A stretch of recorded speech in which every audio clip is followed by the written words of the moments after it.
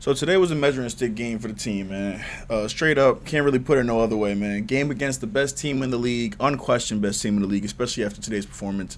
Uh, Measuring stick game, man. A game that you really want to come out here and win. If you're not going to win, you definitely want to compete, want to keep it close, want to, not hurt yourself against a team like Minnesota. You definitely want to be out here turning the ball over the way how the Fever are prone to do.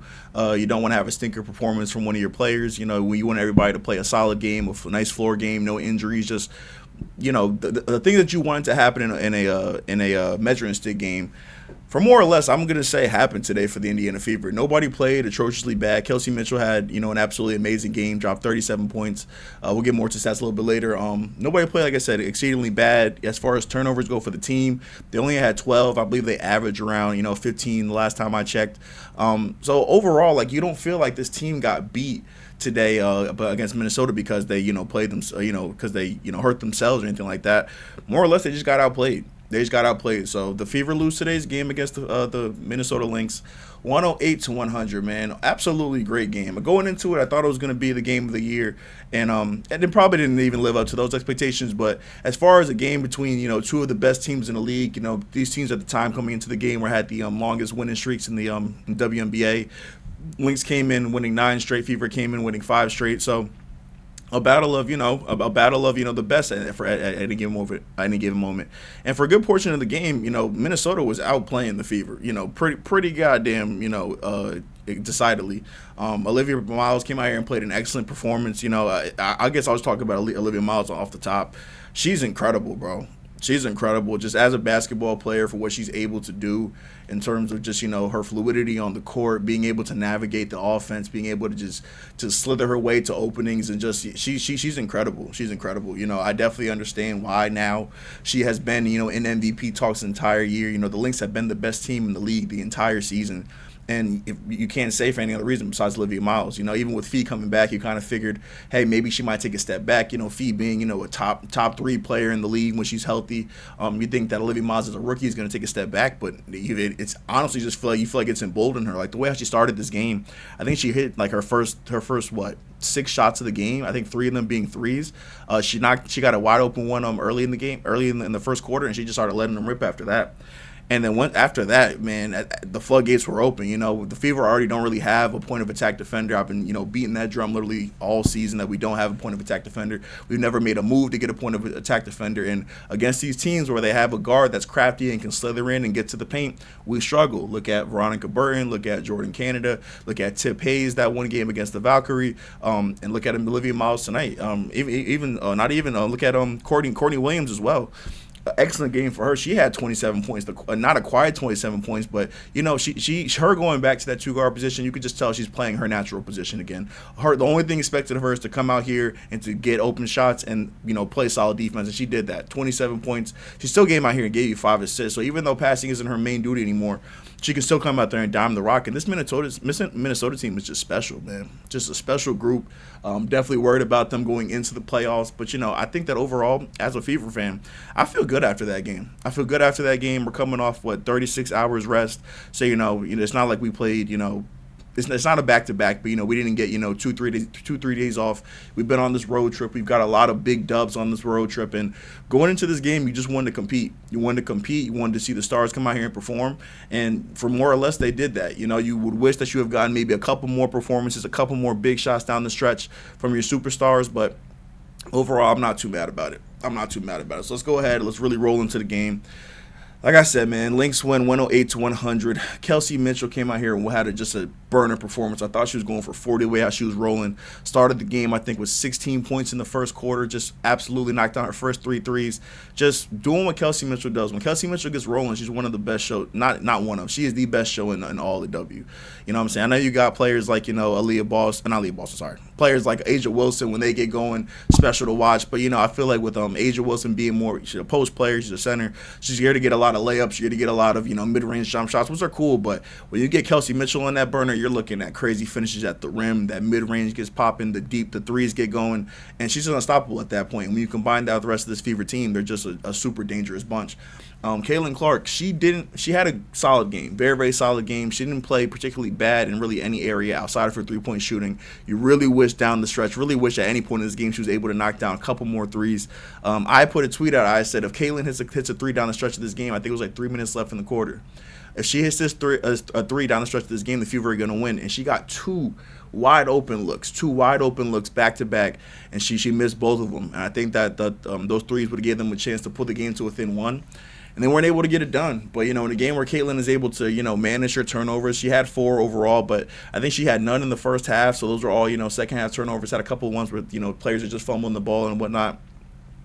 Only had one foul. Played a solid game, 19 and 10. Like I said, she hits a couple more threes. We're looking at 25 and 10 game, and that's completely different for what this game looks like.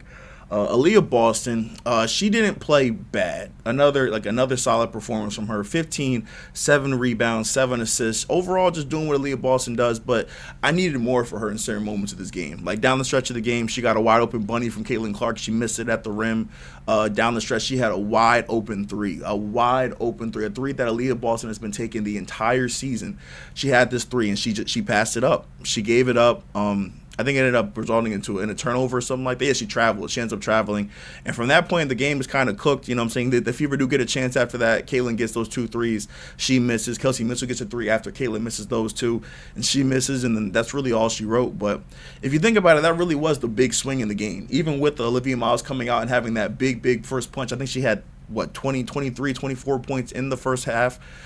She quiets down in the second half. For them to withstand that, Fee coming out here and just playing great. Fee coming off that injury, still doing what she does. Gave you 18 points, 7 assists, 8 rebounds on the defensive end, doing what she does with a steal and a block. Had some other great contests. You can't be too upset. You can't be too upset. Like I said, you wish you got some other performances like Sophie Cunningham.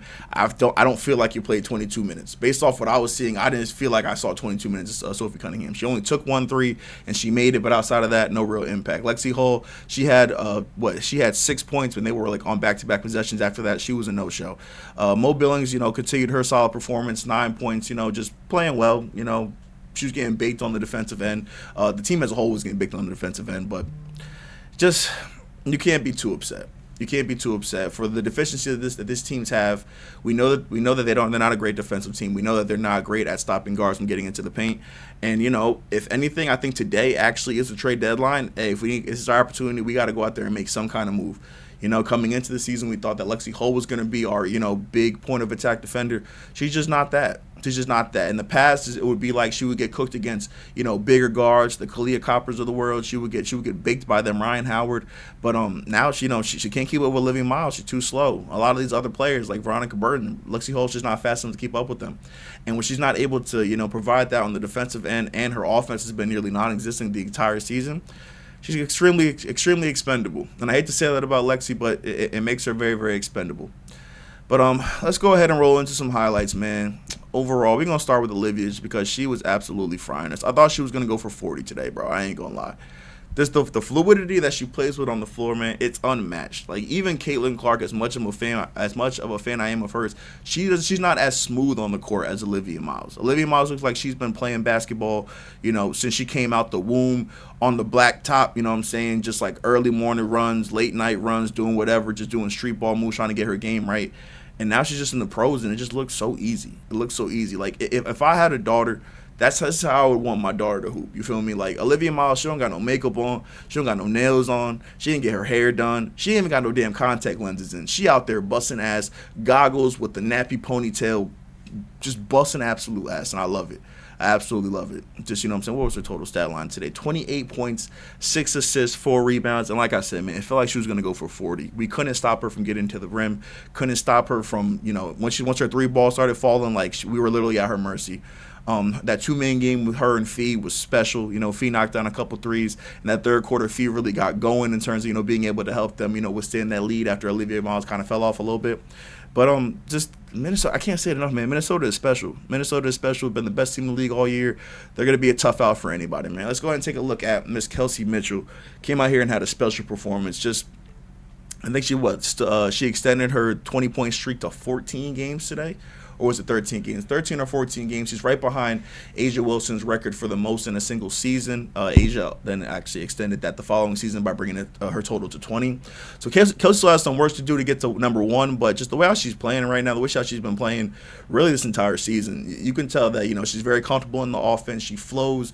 Everything kind of feels like it's kind of, generated around her in a way, or let me not say that. It puts her in a position where it allows her talents to really show and come to the forefront. And when she's knocking down threes like this, getting these wide open looks, it opens up to everything else, and then she's able to drive to the rim. Like, the fact that we have Kelsey Mitchell on this team really is an absolute blessing. I can't say it enough. She's a player that comes out and performs no matter who the opponent is, no matter what the circumstances are. If she has a bad leg, a bad foot, she's durable as hell, plays all the time, and she performs against these big teams. So the question is not going to be, I don't believe in the playoffs. Is Kelsey Mitchell going to be, the player that we need her to be? She struggled her very first playoff series against Connecticut, but I blame her talking to D'Angelo Russell more than I blame her for that. She talked to the wrong Ohio State former Buckeye on that one.